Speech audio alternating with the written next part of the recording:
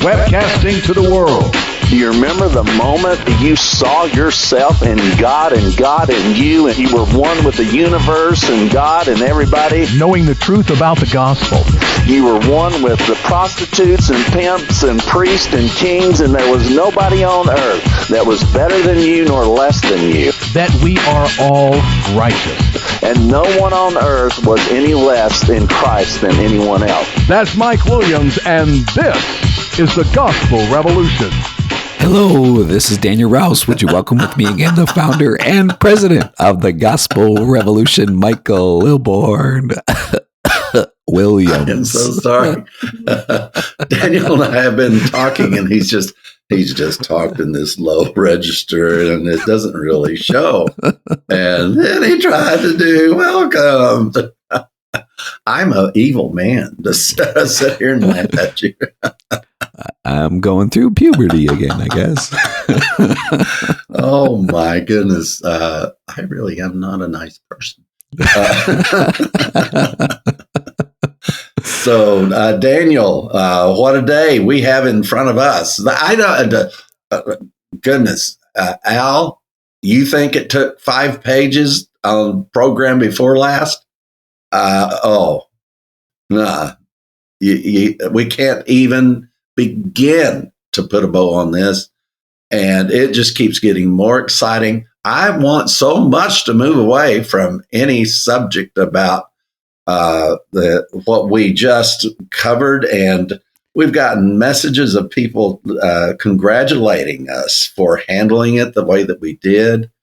And we want to reassert that we were not teaching anything about people. We were talking about religions. And there was 2 religions that we focused on. We include all of them, but you say, well, why do you just do Judaism and Christianity? Because that's the one that governs all of our lives. And that's why you've got a fence around your house. So, and if you don't know what that means, you need to go back and listen several programs back. That's why you think you wash your hands before the meal, because of that's what is that's just the sanitary thing to do. But under the law, you had to wash your hands after a meal. That's all fence laws now. Now, why? I don't know. Do you get to lick your fingers before you wash them? I don't know. I mean, they obviously didn't have Kentucky Fried Chicken back then. So poor souls. So anyway, I'm having a blast here, folks. I hope everyone has really been able to incorporate what we were saying. This is saying nothing about today's Jewish people or the Christian person themselves. Nothing. Don't anybody. We've covered that territory, but this is not something for somebody who has hatred in their heart to take and use. This is something to broaden the vision and the view of this to where that you can think through it a little bit better. Yeah, it's really good. I think that clarification of the difference between we're focusing on the religion of Judaism, the religion of Christianity. It's really the religion that has caused this divide, and they built this religion, the fence laws, and all of that to take away from the beautiful work that God had preordained and predestined to happen. And Judaism is to the law of Moses what Christianity is to the gospel. They are cousins. Oh my gosh, are they ever? And but they're not good cousins.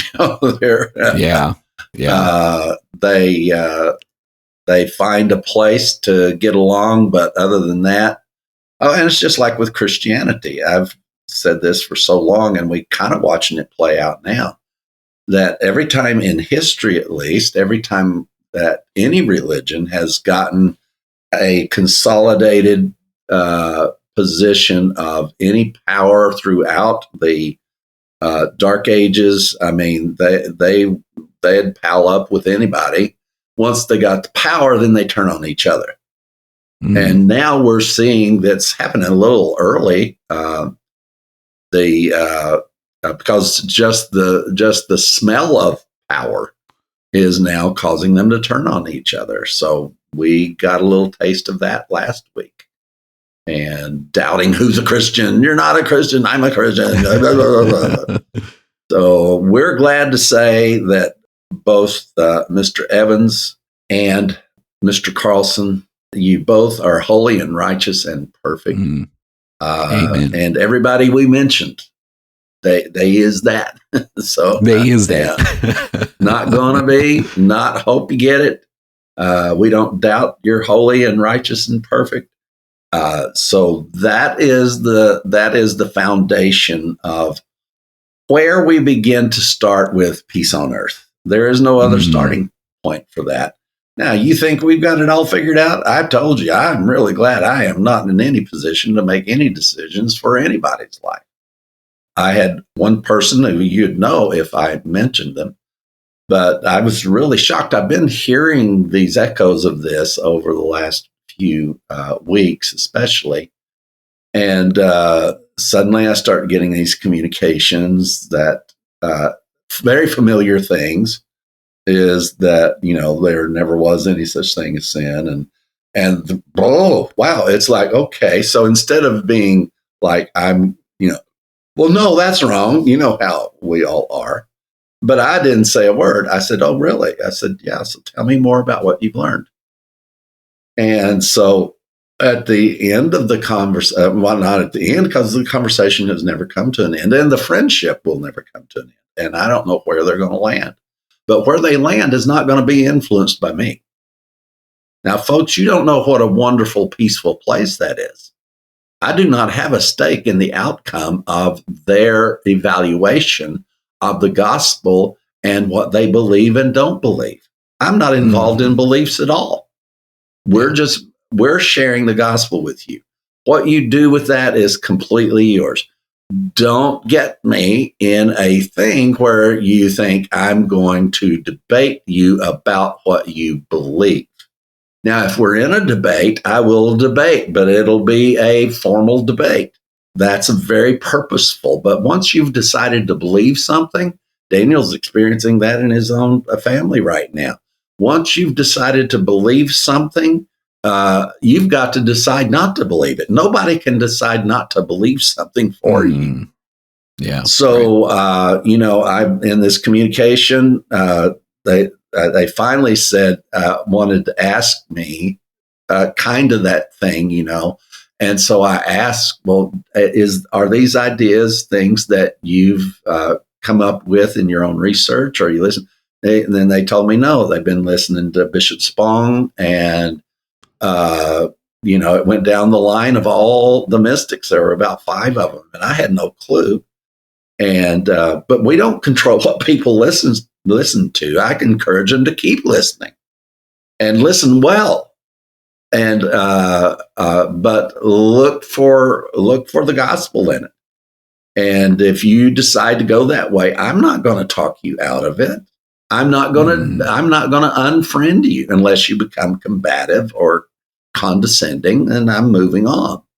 But my friendship is never lost because somebody doesn't agree with me.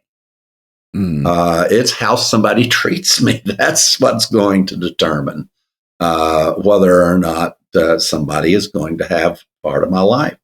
My home. I just watched a little clip of one of the smartest things in the world. It said, if you want to help people, help them.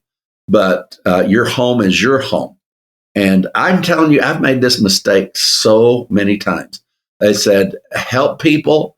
But they said, I do bring people in my home to help them. I'm sorry, I collect strays.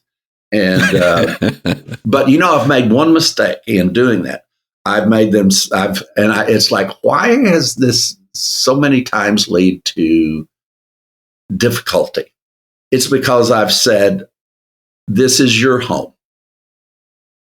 That's why. See, and I lost the sanctity of my own home. I can have the same person in and say, now let me make this clear. This is my home. and you're welcome here.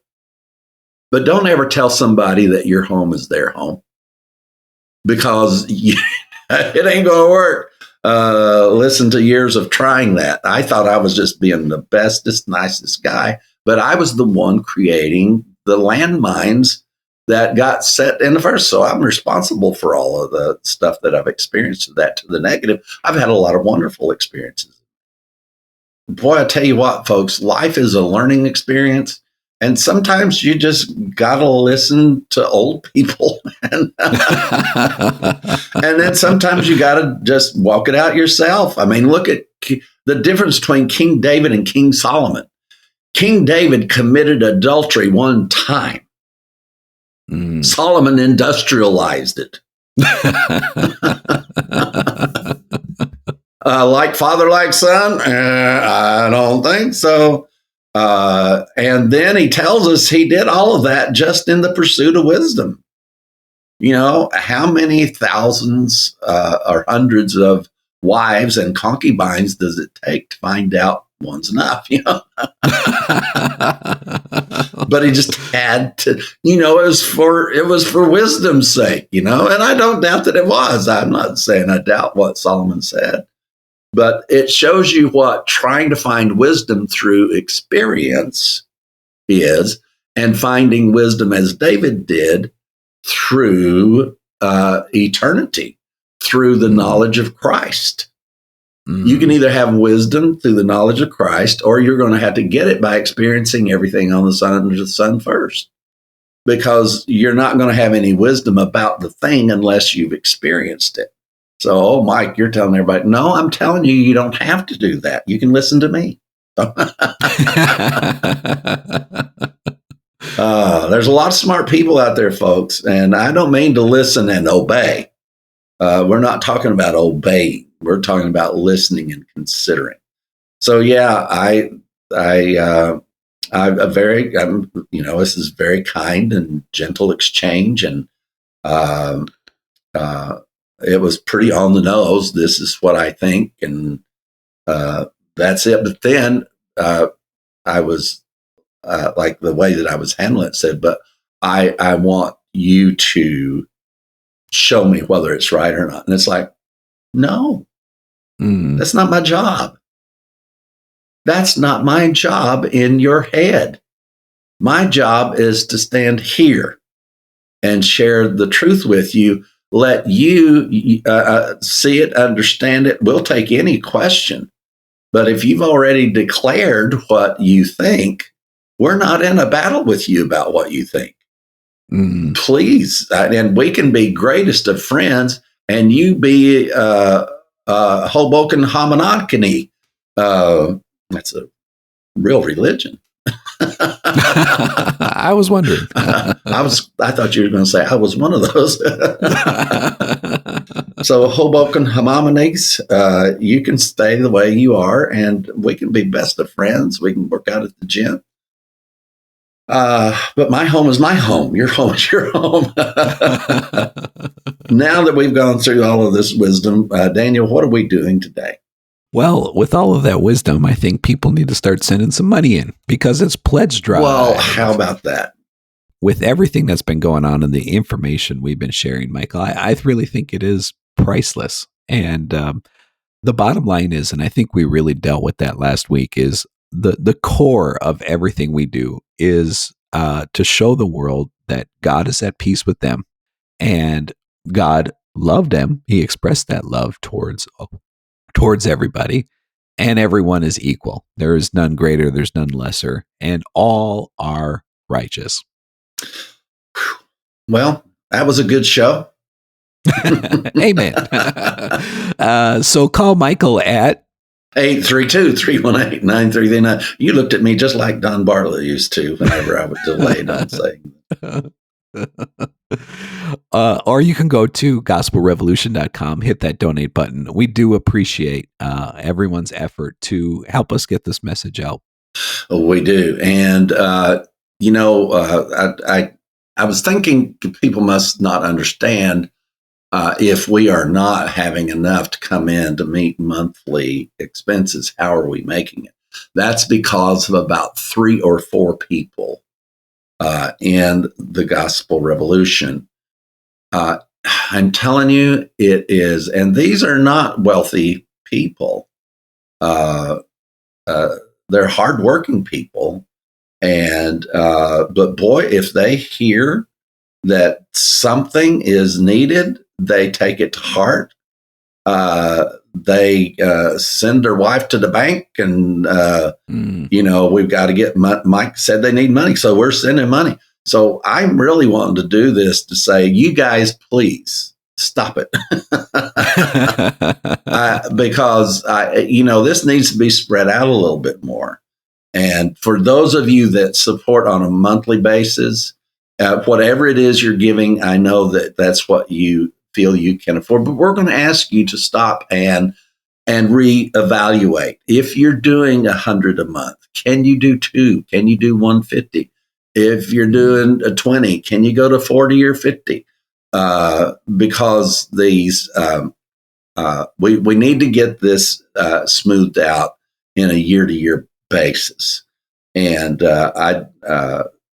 when we have these, and the monthlies have continued to drop, because we've had the death of about 3 GRs over the last year and a half of people who were giving like $500 and $1,000 a month. Yeah. And they've passed away. So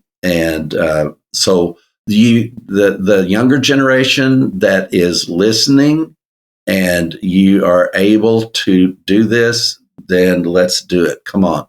Now, why is this important? We've always got our beef with the mystics, right? So we just won't let them up at all. But when they explain something to us that makes sense, we can say, "Wow, that makes sense." The one time we said, "Wow, that makes sense," they said, they accused us of misusing them or something. But it was really true. Andre Robbie taught me something. He said it so many times it got through to my head. I'm not going to try to go into that, but it was really true. And it guides me to this day. It was a very fundamental shift that I had. It was not a shift he intended for his words to have, but it did that for me. So,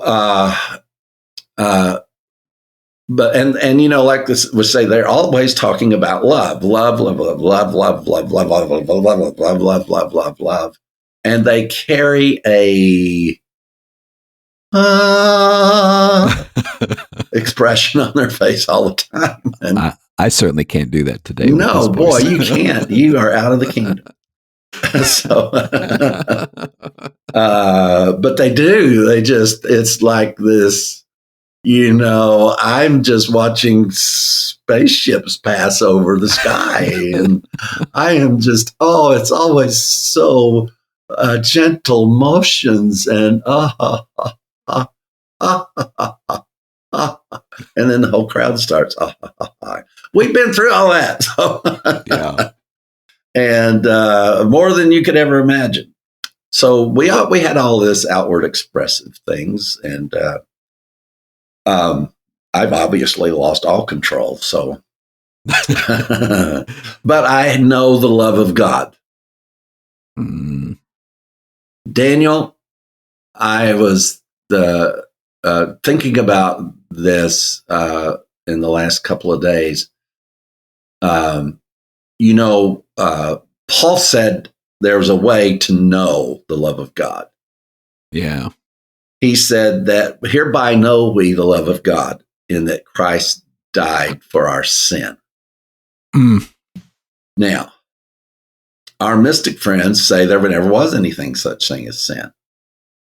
Jesus didn't need to die. That's what one of our friends is now saying. If Paul is right, that the perception of being loved is found in that Christ died for sin once and for all, and you say there is no such thing as sin, then not only do you not know love, you do not know grace, and you do not know peace. They teach Mhm. grace and peace as something you exercise, not something that was exercised upon you. Yeah. They preach love as something you exercise, not something that was exercised upon you. This is good preaching. I'm telling you, I got it today.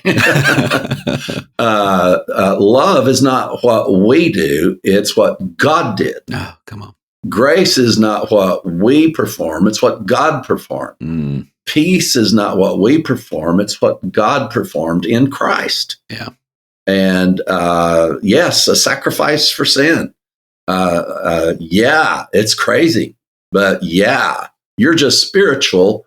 If you do not know that type of love, you're just spiritual. Mm, You don't have the gospel, and the gospel is the power of God.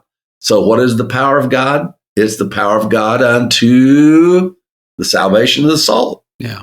And so you're back under the law again, but it's really may sound weird, but you're under the law of love, you're under the law of grace, and you're under the law of peace. Wow. Now, Paul pointed that out, that people had started doing this type of gospel, which is not a gospel at all, he said. Yeah. You're trying to measure love, you're trying to measure grace, you're trying to measure peace. And I tell you, this ought to be worth, if you got 1 million, we should get 100,000. Come on. Bring that time. I'm telling you, if I had heard these words when I was 20 or 30 years old, the grief and the sorrow that it would have saved me and many people that cost them their lives because of what I had to say, Daniel.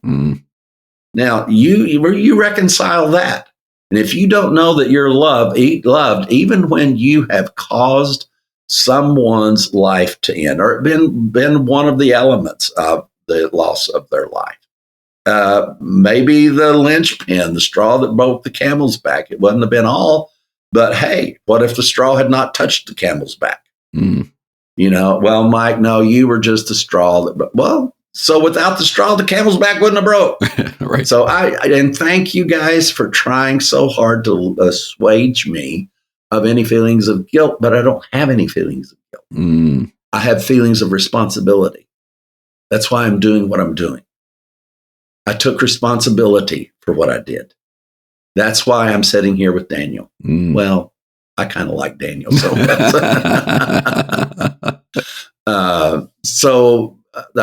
this is foundational.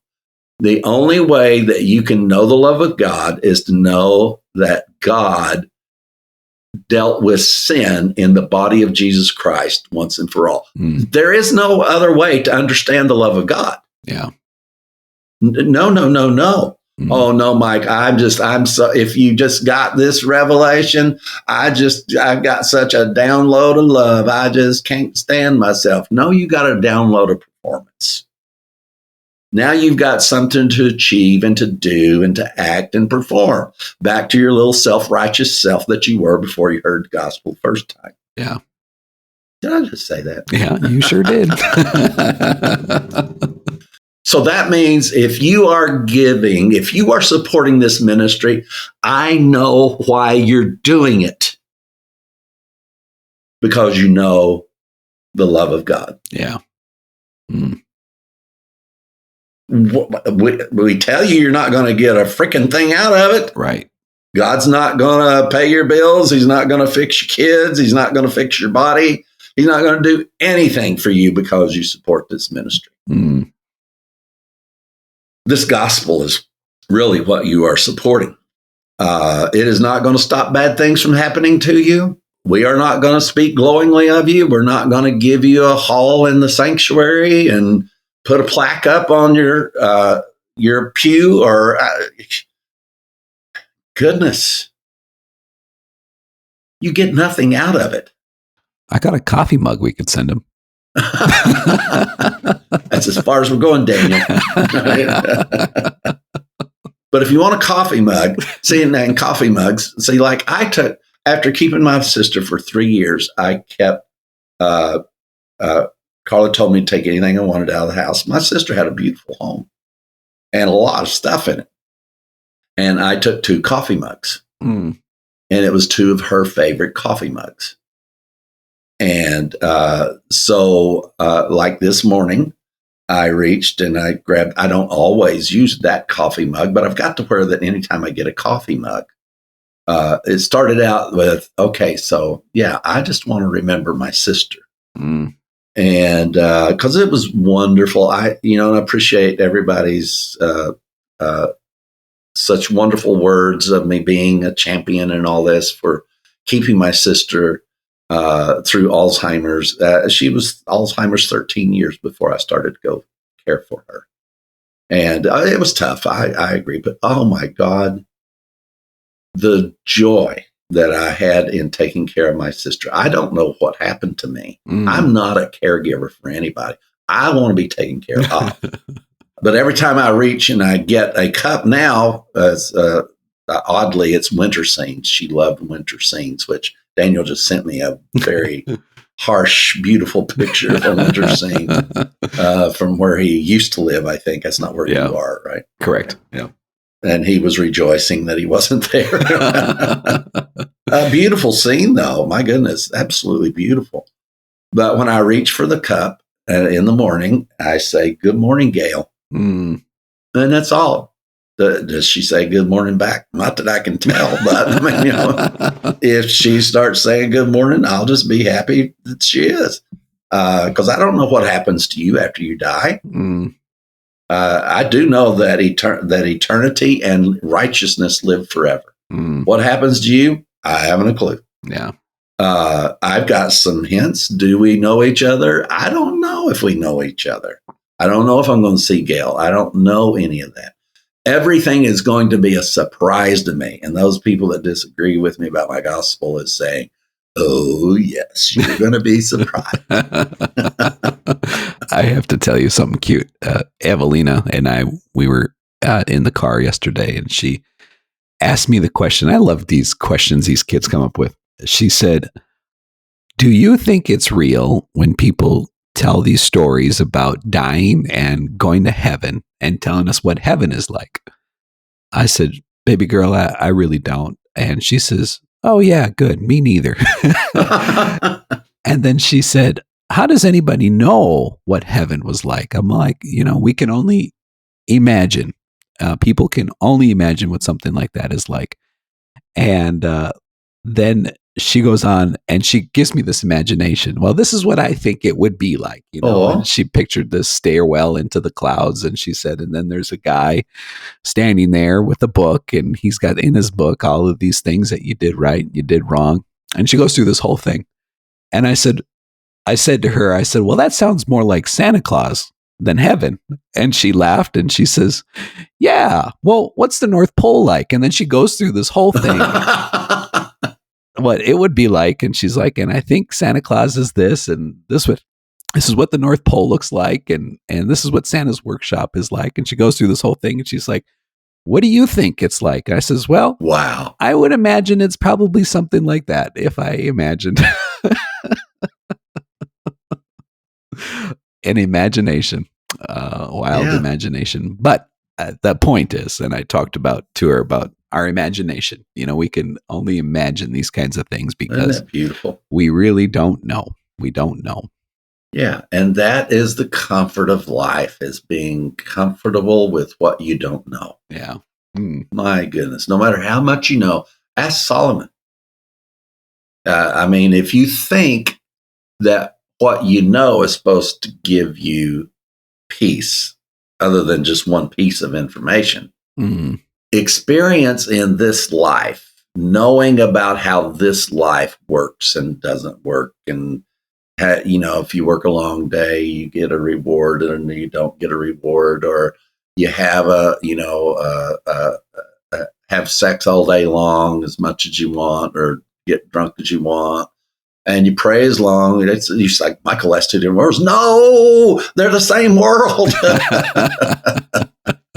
It's all performance, folks, and it's all performance. And you say, well, you're advocating that people go out and have sex. Well, no more than we're advocating that you pray all day. So, so we're not advocating anything. We're just being real. Goodness gracious. And it's so, for us, it is so powerful.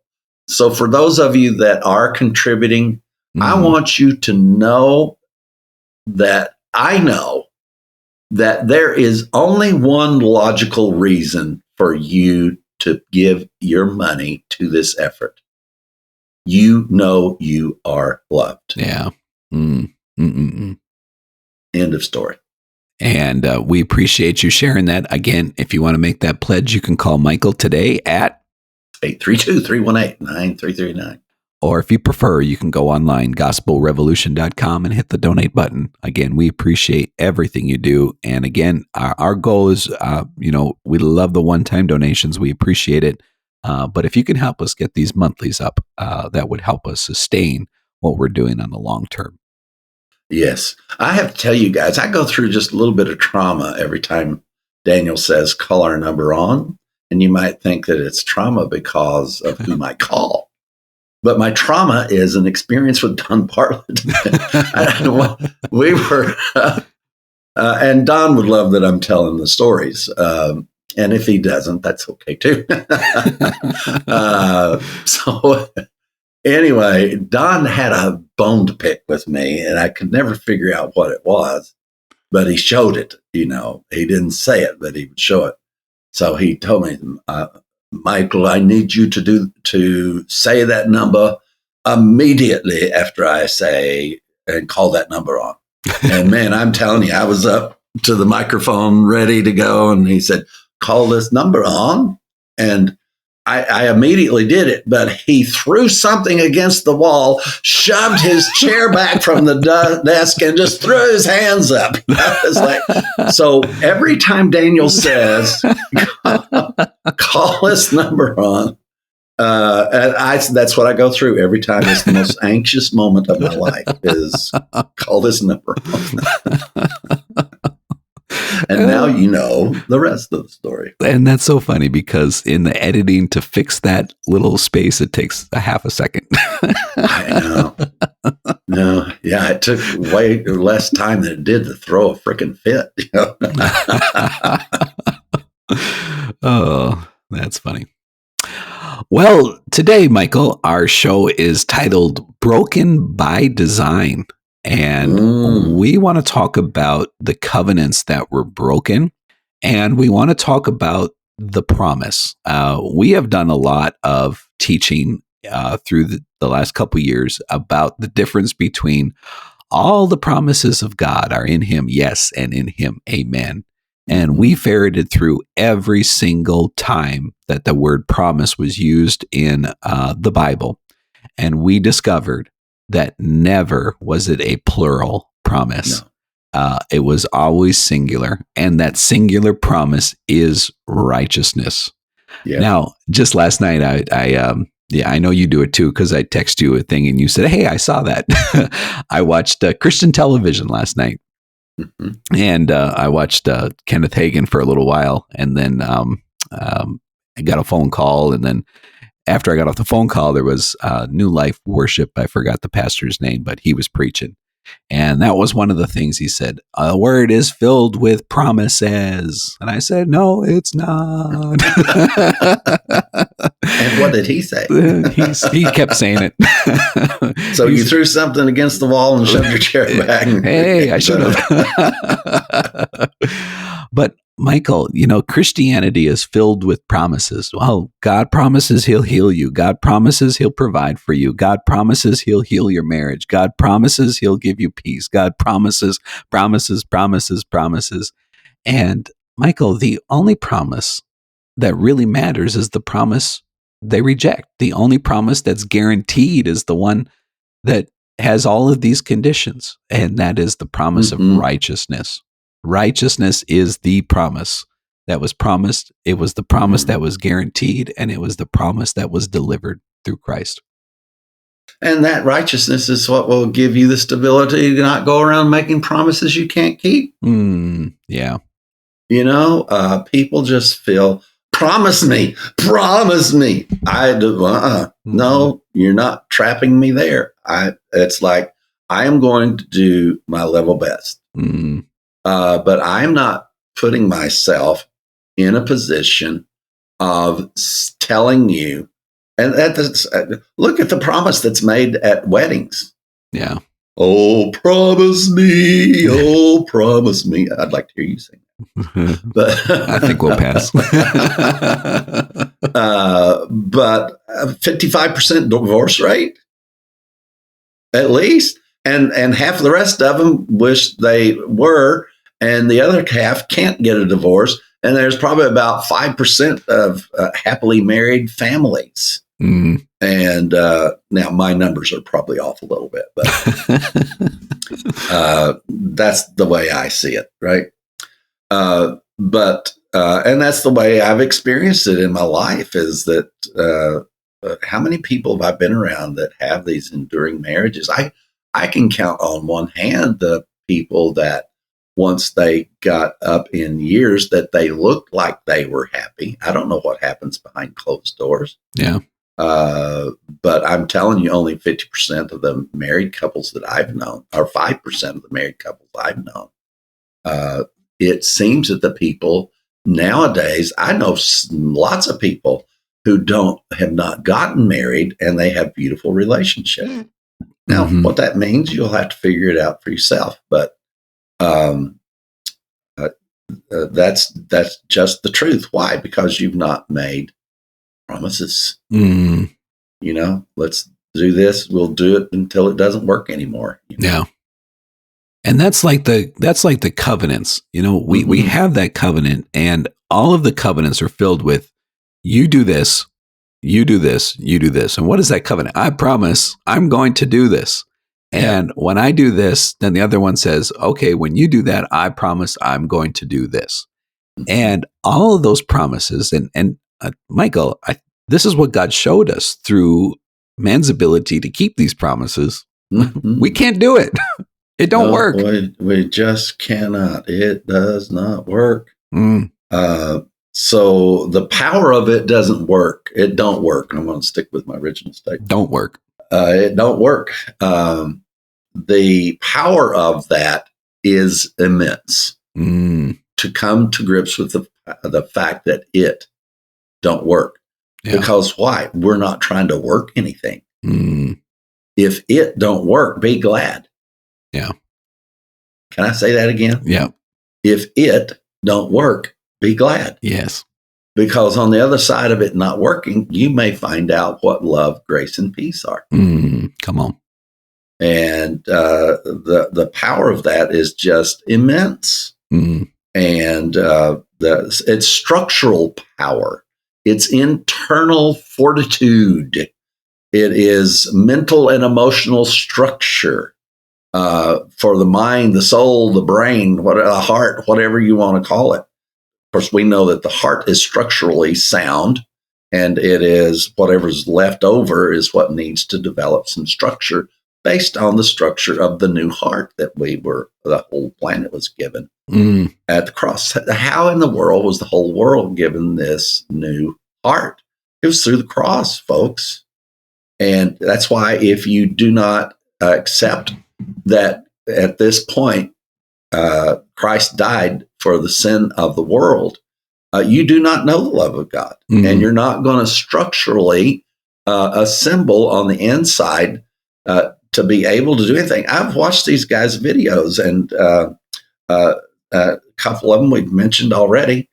And I've heard them get on, and then suddenly there's just this, we are going through this and that, and it's been a tough time, and we got there. And I'm glad you can share. And I realize there are tough times, but I go through tough times, but I don't crumble structurally inside. Does that make sense, Daniel? Yeah, it does. Yeah. I have as much trouble as anybody else does in life. The gospel hasn't caused me to have less trouble. The gospel has given me the structure to handle it. Yeah. And that nobody will ever take from me. I can't. No, not. And just when I see that, just like in this conversation I'm having, I see structure beginning to dismantle itself from the inside out. And mostly all the time, it's because that life isn't lining up with spirituality. Yeah. And disasters happen. Mm-hmm. So you can think that you're free from dead works until a disaster happens. Yeah. And you can't figure out why God doesn't come and help you. Mm. Yeah. You'll turn spiritual or bitter. Mm. One of the two. Yeah. And we don't have to turn either way. Mm. We can stay steady regardless of what's coming at us. Yeah. This week, Michael, is the anniversary of be 15 years now that my mom passed away in a car accident. And I was thinking about that just the other day, just remembering what happened and in the process. And then at that time I was full blown into Christianity. And those are the first thoughts that come in your mind is why did this happen? We were faith people. And for those of you who don't know, we really believed that God sent his angels out and before us, and we would pray before every trip. And another story just popped in my mind, Michael. We were driving down the road. We were going camping, and we hadn't gotten a block away from the house. And Dad said, we got to pray. And so he was praying. And as he's praying, this deer comes out in the road. And just as he starts praying, the deer turns around and runs back into the woods. He said, see, God's angels are out there. I think the deer was scared of the car. That might have been the reason why he turned around and ran away. And you weren't even driving at that time. No, I wasn't. No. You just, the car was sitting there, or were you going? No, we were driving down the road. Yeah. But Michael, to think about that with my mom and to understand that accidents just happen. There's not, my dad at one point said this happened because mom wasn't reading her Bible.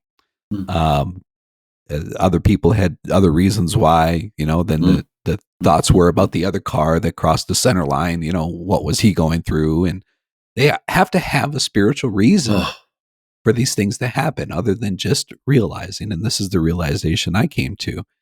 The stuff just happens. It's an accident. You were driving on a day you shouldn't have been driving. It was a snowstorm. Your car or his car crossed the center line and you collided. That's simple. There's no angel or devil that was guiding that. There was no spiritual force that was guiding that, preventing it or not preventing it. It was something that just happened. And I have to tell you, Michael, I am completely at peace with that answer. Completely. And what makes me uneasy is people coming in and saying, it was because she didn't read her Bible. It was because she didn't have faith. It was because she didn't pray. It was blah, blah, blah. Daniel, I've thought about that moment that you went through and your whole family went through, your mom losing her life. And I think I remember part of the story saying that there was this realization that she really should not be out on the road. Yeah, but right. Because God's going to protect her, she went anyway. Yeah, right. Yeah. So what caused her death? Still an accident. But the fact is, if the family collectively had not been of the mindset that God's going to protect you, she'd be alive if she didn't believe that. Yeah, right. Isn't that crazy? Yeah, it really is. Yep. And but another accident could have happened. You don't know. Know where life goes. You can't look back on these things and make them monuments in how you think. Sometimes they need to be monuments for how you don't think. Yeah. And just move on. As you said, it don't work. It don't work. I was having a conversation this week with a family member, and we were talking about the gospel. And they're in Christianity. I obviously have this understanding and knowledge of Christ's love. And the question came up, well, what about faith? Doesn't your faith matter? I said, I got no faith. My faith don't work. I tried that. I went to the Word of Faith Bible School of all Word of Faith Bible schools. I went to Rhema, gosh darn it. And Mark 11:23, Kenneth Hagin Sr., he wrote that verse, And Michael, I sat in that and I worked my faith. I built myself up praying in the Holy Ghost. I was in the Word. I was confessing. I did all of those things that supposedly built our faith. Mhm. But Michael, I never moved a mountain. I never healed a person. I never did anything. Why? Because it doesn't work. And my answer to that was simply, Paul made a statement and he said this. He says, "The life that I now live, I live by the faith of the Son of God." Yeah. I said, my confidence, my trust, my reliance is not in my faith, but it's in his faith. And Michael, that's the realization about these broken covenants that speaks volumes to me today, is that we don't have the ability to keep a covenant. We don't have it. Mhm. That's why God said in Hebrews 6:13, he could swear by no one else greater than himself. So he swore by himself that he would do it. And he's talking about this promise that he made to Abraham. And Abraham was just the observer of this covenant that God made with the Christ. And because Paul goes and teaches us that it was to Abraham and his seed, his singular seed, which is Christ. And so God, speaking to Abraham, made this covenant to him, but he left Abraham out of it. He says it's Abraham and his seed, Abraham and Christ, Abraham and the Christ. He swore by no one greater. He couldn't swear by anyone greater, so he swore by himself. He said, between me and my son, we're going to establish this covenant. And Michael, that's the reliance I stand on today. That's the confidence that I have today, is that the covenant of peace that we have, the covenant of grace that we have, is not based on my faith. It's not based on my works. It's not based on my ability. It's based on God and Christ. And because they did it, I'm a beneficiary of it. And I can enjoy that and walk in it. Mhm. Until love, hope, grace, faith, and peace become accomplished works instead of things to do, you will never know peace. Ooh, preach it. Mm-mm-mm. Let's go through it again. Love, hope, grace, faith, and peace were the works of God that causes us to live in this new kingdom. Yeah. The moment any of your love, your hope, your grace, your faith, your peace are dependent on, you're walking on a broken leg. Mm-hmm. And that's to put it mildly. Yeah. So don't walk on broken legs, folks. Yeah. Mm-hmm. My faith is built on nothing less than Jesus Christ and righteousness. I dare not trust in anything but wholly trust in Jesus' name. And that's trusting in Christ's name.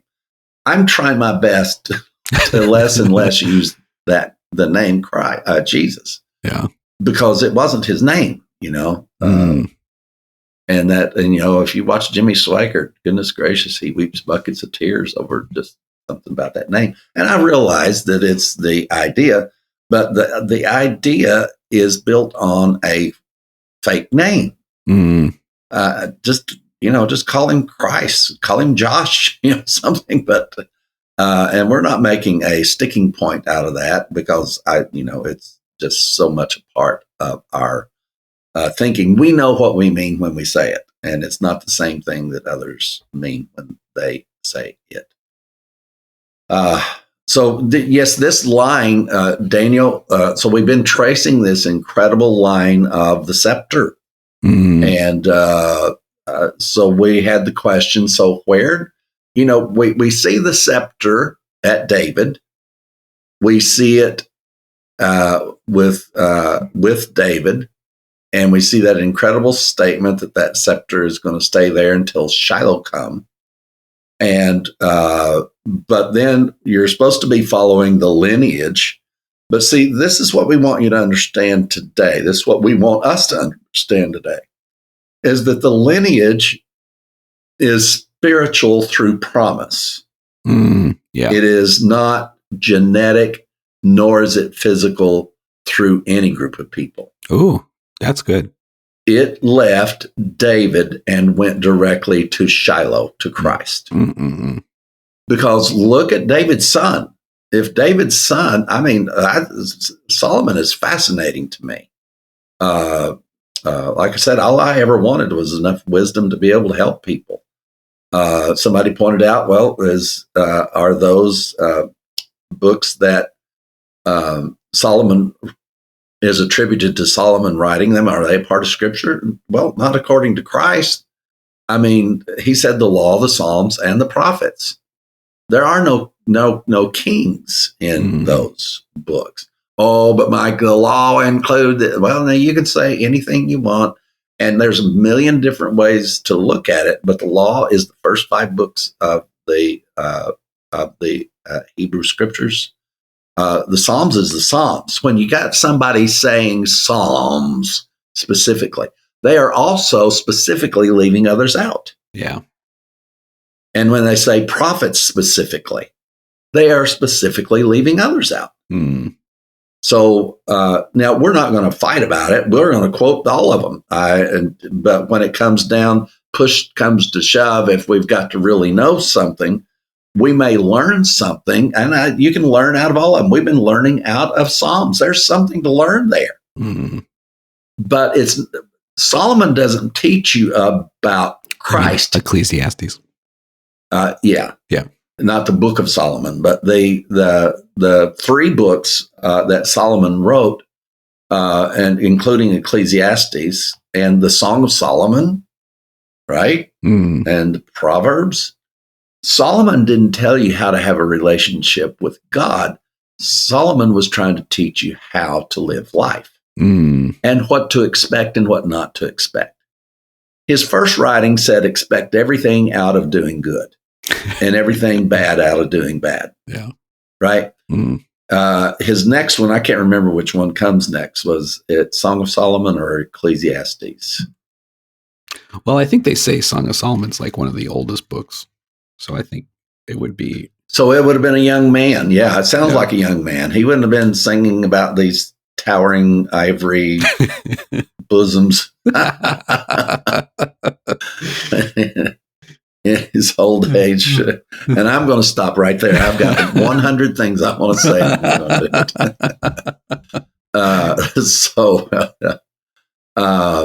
But Solomon says nothing about relationship to God. He says about what this does to your spirit.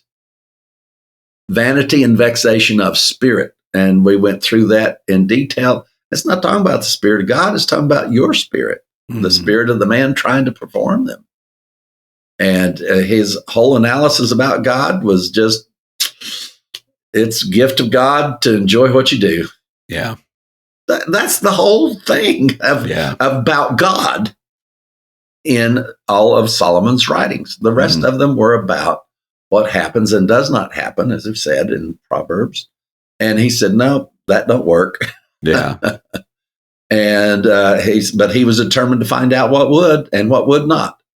And he put his whole heart and mind to experiencing, as he said, every pleasure under sun and seeing what people get out of it. That wasn't for him. He wasn't doing it for himself. He just did it for us. Now, I wish we would listen to him, because he tried it all and he said, no, that's not where it's at. And his whole message was, if you think that this is going to gain you anything with God, you are screwed in the head, my friend. Yeah. That's a direct quote from the Song of Solomon.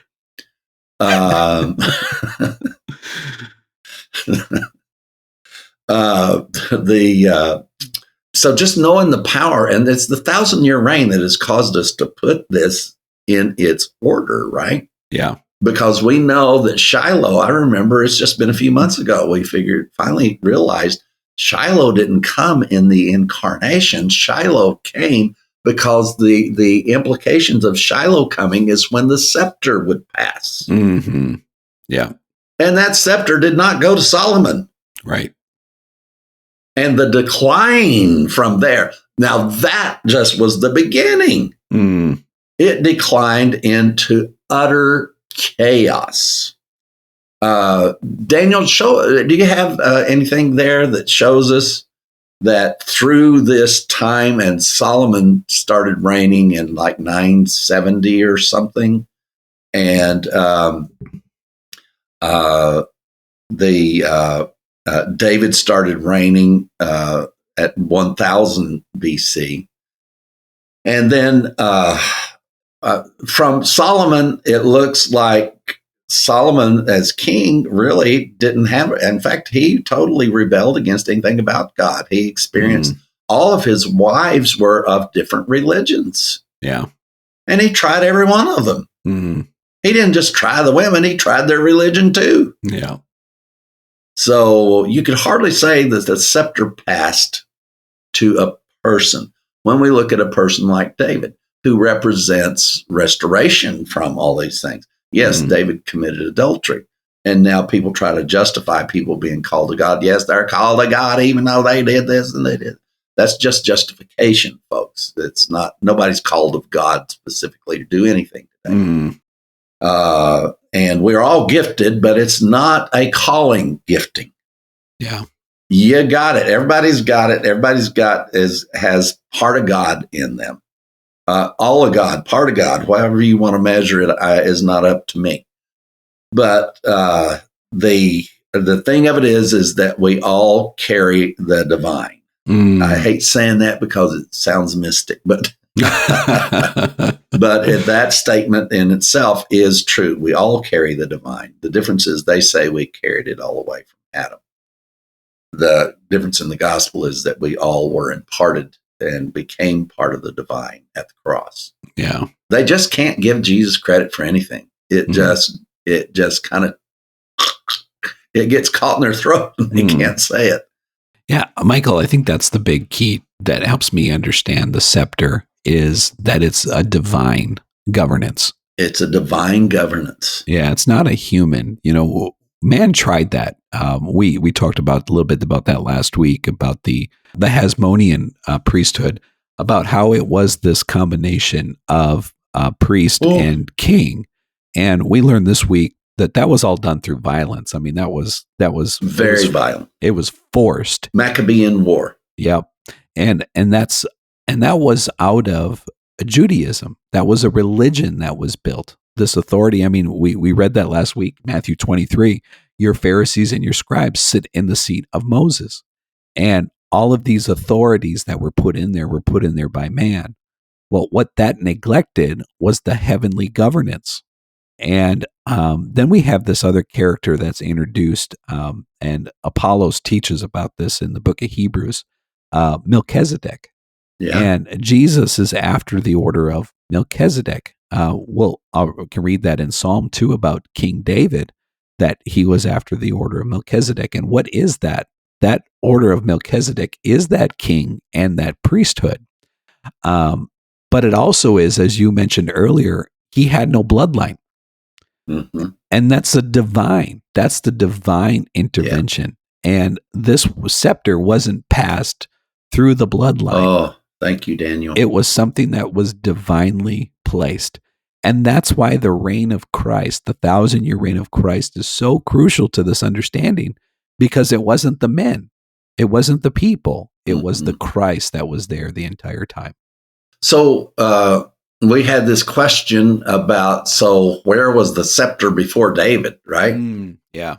So what did we come up with on that, Daniel? Did you find anything? Yeah, so let's read here in Psalm 110. Of course, this is where our eyes were opened to the 1,000-year reign of Christ. Psalm 110, verse 1. The Lord said to my Lord, sit at my right hand till I make your enemies your footstool. The Lord shall send the rod of your strength out of Zion, rule in the midst of your enemies. Your people shall be volunteers in the day of your power, in the beauties of holiness. Now listen here. From the womb of the morning, you have the dew of your youth. The Lord has sworn, all will not relent. You are a priest forever, according to the order of Melchizedek.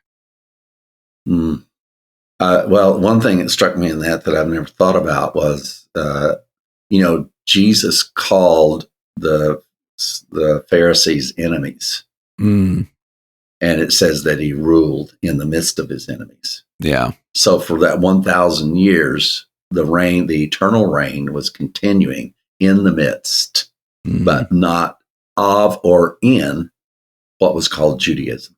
Yeah. It had left, folks. Mm, It was gone. yeah. And here Christianity's trying to reinsert it back again. Mm, And so now, why were we able to see this in Psalms 110:1?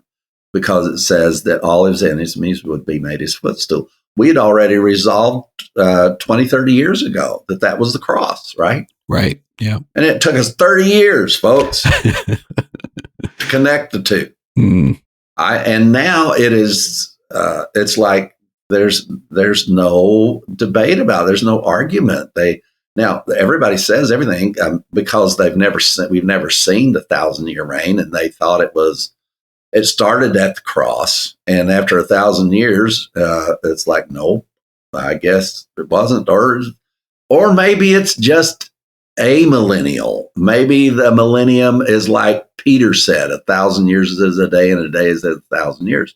That verse has really carried a whole lot of false prophetic futuristic doctrine. yeah. Right.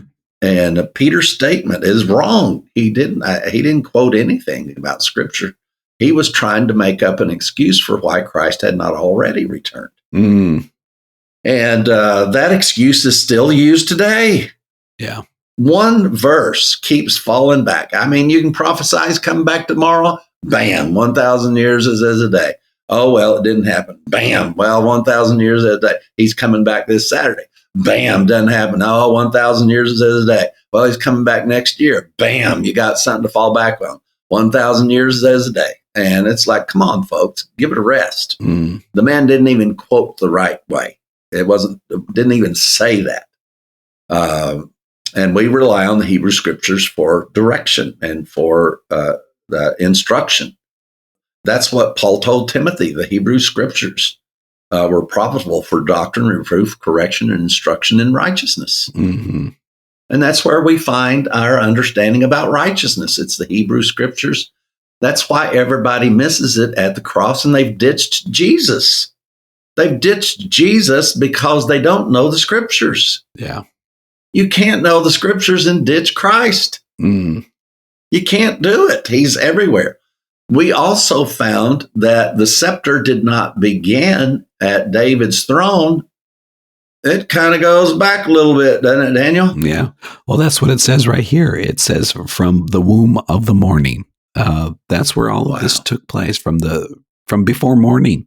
And that's right there in 110. Yeah. Yeah. Psalm 110. And then, of course, we have the verse that we've talked about so many times is Genesis 49:10. The scepter shall not depart from Judah, nor a lawgiver from between his feet until Shiloh has come. Yes. And to him shall be the obedience of the people. So the scepter was there. It was there, and it remained. It remained all the way through this time, which means that it started somewhere before that. This was a scepter, and it was Christ. And as long as Christ this wasn't something that originated in David. It wasn't something that even originated in Judah. This is the divine governance that originated in Christ in heaven before the foundation of the world. And so the powerful thing is there. Please understand, folks, it says that the scepter will pass from Judah. Mm-hmm. It's not a, well, if it ever does, it's going to happen. Mm. And here's when that scepter is going to pass. And the tribe of Judah will no longer have anything to do with the promise of righteousness. Mm-hmm. Now, Jewish people are as lovely and wonderful as Christian people, as non-Christian people. We're all one, folks. That's all we're saying. So if you got criticism, it's because you do not like inclusiveness. Mm. That's the word that Carlton Pearson saw on our website and named his whole ministry, Mm. Gospel of Inclusion. And we had it on our webpage, and that the gospel, the power of the gospel is not known by who you exclude, but it is known by who you include. And Carlton started the Gospel of Inclusion. And so more power to him. But it's not a gospel of inclusion. It's a gospel where inclusion took place. Yeah. And it's called the gospel of peace and the gospel of grace. If you call it the gospel of inclusion, at what point was inclusion? Mm. And Carlton ended up going all the way back to Adam. Yeah. So you can't be vague with determinative words and scripture. You cannot be vague with them, just like Peter was vague about 1,000 years as is the same as a day to the Lord. And we've gone through that. I'm not going to go back again. If you need to know what that means, then write us. So what we have here is this very definitive time when Shiloh comes. And Shiloh is Christ, and it is not us who seated Christ at the right hand of God the same time David took the throne. It was God, not us. All right? We're not responsible for the 1,000-year reign. We feel stupid we never saw it. But you've got to understand, nobody has seen it that lived at least and recorded it in 2,000 years. Mm. Mm-mm-mm. Hereby know we the love of God. Yeah. We understand. We don't just understand. We know what happened. We know why it happened. We don't know all things, but we know the story. And the story is seamless. It's powerful. It's beautiful. It's wonderful. And our mystic friends just want to go and go, oh, no, God didn't do all that and all that. No, he's a God of love. You know, I know he's a God of love, but he's got a whole lot of other stuff too. Right. He's got a justice. What did he do with his justice? You know, what do you do if you are love and you've got to carry out justice? Instead of making the people take it, you take it on yourself. Beautiful. Mm-mm-mm. So that's how justice, and that's what the prophet said. It's a day of justice, judgment, and righteousness all the same day. I used to read through that in Isaiah, and it's like, how in the world do you get judgment and righteousness all on the same day? I should not have asked the question because it changed my whole life. Yeah. Mm-mm-mm. So we follow this scepter, and we're telling you very clearly and plainly, we love the Jewish people. I have nothing to say against the state of Israel. The thing that we are exposing is Judaism, the same as we live here in America, and we are exposing Christianity. That's the bottom line. And now I know those of you that are married to Zionism and you don't realize what that marriage is, you're married to the state recovering all of the promised land. That is the finality of what, you know, it's always the radical group that always finally gets their way. The voice that is never heard is the voice that ends up being the loudest voice. I watched I really encourage, you want to watch something so powerful as Garfield, the assassination of Garfield and the man who assassinated him. They follow both of those lines. I'm telling you, it's the best thing I've seen in a long time. And killed by lightning, I think. Death by lightning. And the reason it's called death by lightning is because Garfield said right before he was assassinated, well, shouldn't you have some security or protection? There's some people, crazy people saying crazy things.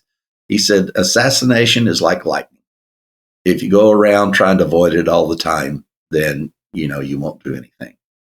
And so he walked openly, and this was one of his supporters.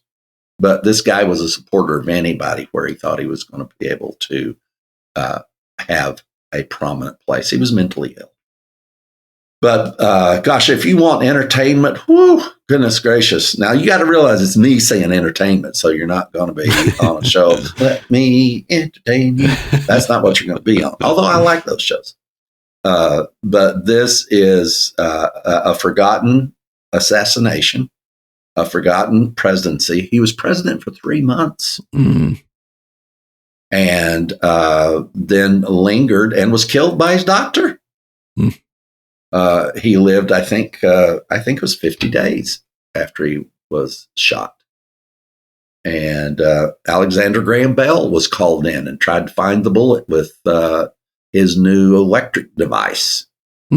And I'm telling you, it's loaded with history and fact. But the kindness of this man, Garfield, as he is portrayed, and the corruption of Chester Arthur. Arthur Chester. That's how I know my presidents. You'd think I'd know about it. Chester A. Arthur. Yeah. And he was corrupt. And the way that this man handled him, it broke him into. But you're just thinking through the movie, oh my God, this man's going to become president. What a horrible thing. And by the time that Garfield lives out his first 3 months with this very corrupt of the other party, he selected somebody of the other party to be his vice president. And it's just incredible. And it broke this man. This man he drew the best out of everybody around him based on the movie. And then Chester A. Arthur did not follow the terrible path that he was on in politics. It literally reformed him when the president was shot, and he realized that he thought his words, but it didn't have anything to do with his words. This guy was, as you'll see, he was just disturbed. Anyway, that's the movie review for the week. You didn't know he was going to get one of those. But everybody's looking for a nice entertainment. And if you like anything about history at all, you will love it. You'll see people look behind the beards because there's people in there that you will recognize. Oh, my gosh. So it's like, oh, my God, there they are right there behind that gray beard, and it's really quite amazing. So I'm going to watch it all over again. It gets better as even it goes on because it's intense. It's crazy, the merging of events. So what we're saying is there was a merger of events here at the 1,000-year reign. It was not us who arranged it. We're only declaring it, folks. And the Christian people, Jewish people, Muslim people, the Buddhist people, all of them. You're going to find wonderful people in all the groups. But even in atheist groups, you're going to find wonderful people and you're going to find bad people. But sometimes religion can put the bad on steroids. And it virtually never puts the good on steroids. But all you're seeing is the goodness of the person. And the sad thing is that people see these wonderful people and they attribute the religion. It's just like the only Catholic most people know is Mother Teresa. Folks, there's a big history other than Mother Teresa, and she was hated by the Catholic Church. So don't judge the religion by a good person that's in it. All right? And don't judge everybody as bad because of the bad religion that they're in. All right? Daniel was just as good a human being as a word of faith man as he is now. He's just at peace. Yeah. That's the difference. I mean, I'm still the same. I've been telling people for years, I'm the same person I was when I was 5 years old. Change is an illusion, folks. It's not that you change, it's that you learn to navigate with yourself. But if you don't know who you are, you have to learn to re-navigate based on who you find out you are. Yeah. It's not that you changed, it's that you changed your approach to how you deal with yourself. And inversely, you then change your approach and how you deal with others. You've not changed since you were 5 years old. Oh, yes, I've changed. I've been changed. No, you haven't.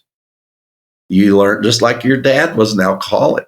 Your dad learned how to deal with himself differently. Yeah. And so. Before we go, I want to read this text that I got this week from someone you may have heard of. His name is Michael Lilborn Williams. But this is so good. There is no promise that God made through the Hebrew scriptures for the person or persons he made the promises to that kept their end of the bargain. The only promise that made it was the one that made it to Abraham, which is righteousness.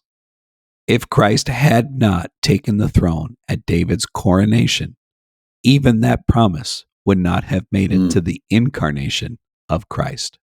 The reason the promise of righteousness made it to humanity and had to go to all humanity is because the scepter was passed from David to Christ. No other promise made it except the promise of righteousness. And no one carried the scepter on earth except David and Christ. Good preaching, brother. Who was that? That was some guy named Michael. Folks, even in my elderly years, I have lucid moments.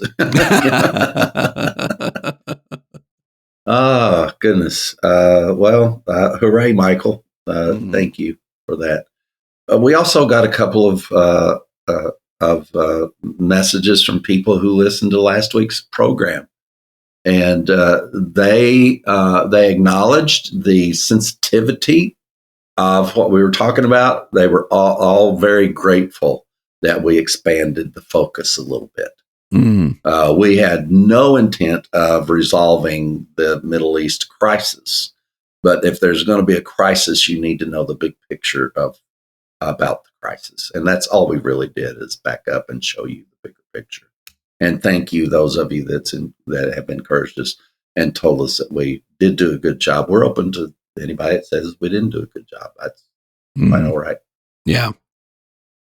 Yeah. Ben Hunter, he said, it's been a great podcast and you always get me thinking. I'm not sure there is a solution. Everybody's so dug in on their side, religion, cultural, etc., and nobody wants to give the other side any oxygen.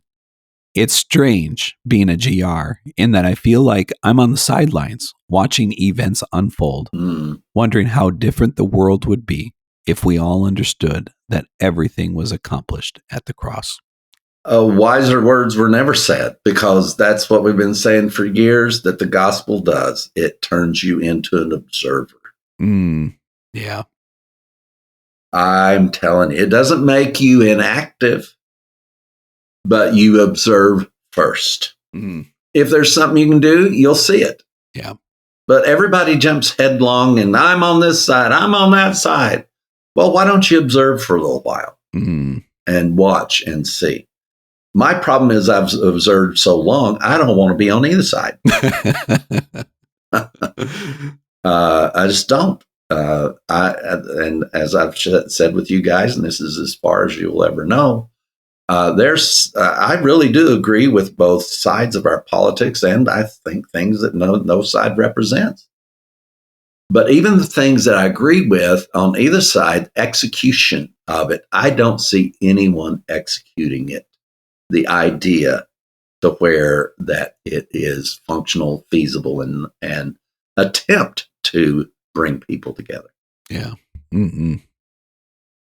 So, Daniel, the feedback has been powerful. I think we scored well on this last Powercast. I think we did expand the horizons of what's there. And we also shut down some false inclinations. And and they're just shut down. It's not a thing against anybody. Truth is truth, and that's all we've been looking for. And folks, we totally know Christ. We're not promoting anybody's religion, including Christianity. So don't be surprised that we have things that the Hebrew scriptures show us, and Paul's teaching and Christ, that show us that these religions, as religion was, we're not even talking about Judaism today. Today's Judaism is nothing compared to the Judaism before the cross and at the cross. Yeah. Believe me, they would not have been a peaceful coexistence between Christians and Jews. No. That was made very clear during the time of Christ and immediately after. Great divisions and a lot of vitriol on both sides. So what we have done here is our attempt was to go back and just simply follow the scepter. We want this solidified either to the point to where you know what it is or you got questions. One of the two. All right. So we want you to consider these things. And so Daniel, what do you have to say?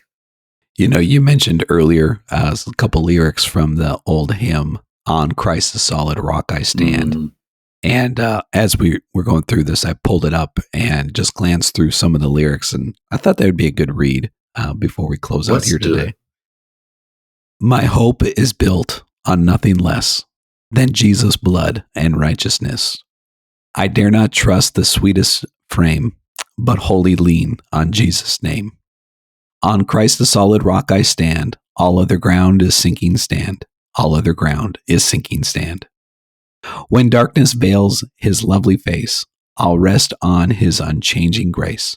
In every high and stormy day, my anchor holds within the veil. On Christ the solid rock I stand, all other ground is sinking sand. His oath, his covenant, his blood, support me in the whelming flood. When all around my soul gives way, he then is all my hope and stay. On Christ the solid rock I stand, all other ground is sinking sand. Let's just revisit and visualize it. Just think about what that is going to look like when we hear the trumpet sound. I'm going to read this one in the past tense. Of course, they read it in the future tense. Yeah. When he has come with the trumpet sound, oh, I now, then in him am found, dressed in his righteousness alone, faultless to stand before the throne. On Christ the solid rock I stand, all other ground is sinking sand. Powerful. The thing that is rending about that is that last stanza. If they only knew that trumpet did sound. Yeah. And we are there now. And we've already stood at the throne. We already went through the marriage supper of the Lamb. Yeah. It's all come back to here, and we now live in God's heaven earth. Ooh, ooh, ooh. I better not do that again. Ooh, ooh. And so it is. We must leave you, family and friends. If you'd like to know anything about the Gospel Revolution, or you want to make that pledge today, then hold on, Michael. Then call our office on 832-318-9339. And speak to us about how you want to participate, or go to www.gospelrevolution.com and hit the donate link. You can find us on your favorite social media network, Facebook, Instagram, and YouTube. Please be sure to hit that subscribe, share, and like button on whatever platform you're listening. Now it's good night from Daniel Rouse, and thank you for putting up with my raspiness today. Daniel, thank you for enduring this and doing it. We graciously forgive. So thank you guys for tuning in. Thank you for your support. It shows that you know you're loved. We sure hope you enjoyed today's Powercast. And remember, we'll be here to do the same thing all over again next week. Only better. knocking on the door, you're begging to come in, yeah. Unaware that all the while love's been knocking from within. You are the love you seek, a perfect yet unique, righteous, holy. Yeah, yeah, yeah. When you feel lost and alone, staring at the unknown, and these words be the compass that guides you back home. We are one, we are love, we are.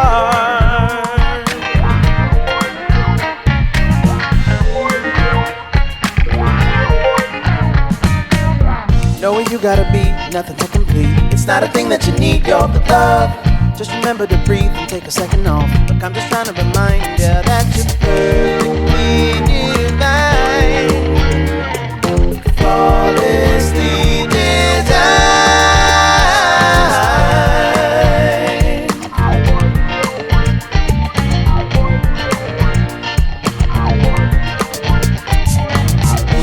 When you feel lost and alone, staring at the unknown, let these words be the compass that guides you back home. We are one, we are love, we are. Yeah, yeah.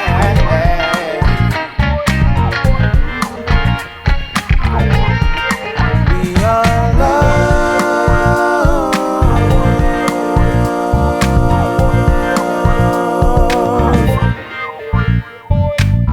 Deconstructing religion and barbecuing the sacred cows of Christianity before your very eyes. You are listening to The Gospel Revolution.